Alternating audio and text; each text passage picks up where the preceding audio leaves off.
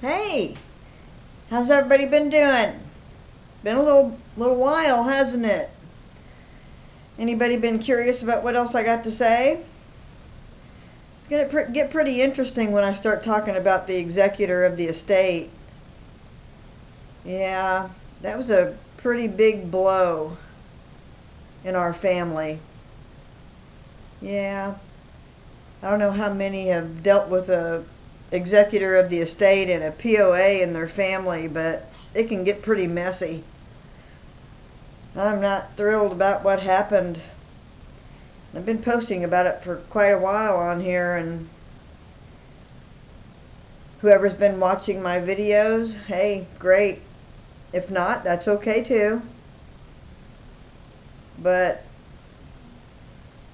calculated moves by someone who didn't handle it right. You get to find out what kind of skills somebody really has and whether they're qualified for the position of handling the elderly parents or not. And I'm pretty disgusted with it. It's been 2 years, and it got pretty bad. Not to bring in negativity, but maybe it'll help someone else. You know, somebody needs to speak up. And that's what I'm doing, because I don't like how things turned out. And I think it's rooted in a lot of different things going clear back to childhood, and how somebody just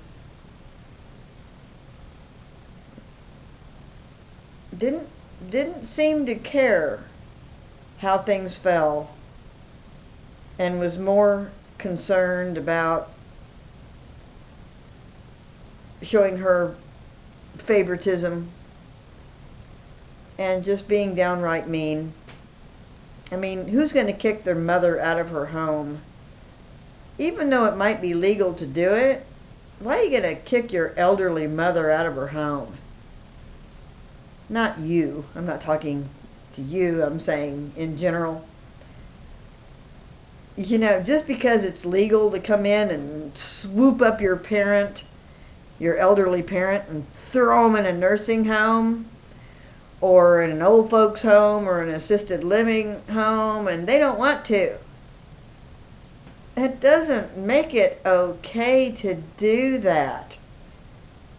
Especially if the parent is suicidal, which I have been posting like crazy on here about that. When your parent is suicidal, you have to handle that situation very delicately. My mother committed suicide. She stuck a gun in her mouth and she killed herself. I'm not taking that well. I haven't been taking that well for a long time. Especially because what led up to it. 2 weeks before she did it, and what happened and why it happened. I gave my mother COVID because I didn't know I had it. It's a pretty unpleasant thing to have to carry around for the rest of your life. But the things that led up to it, it's quite a story.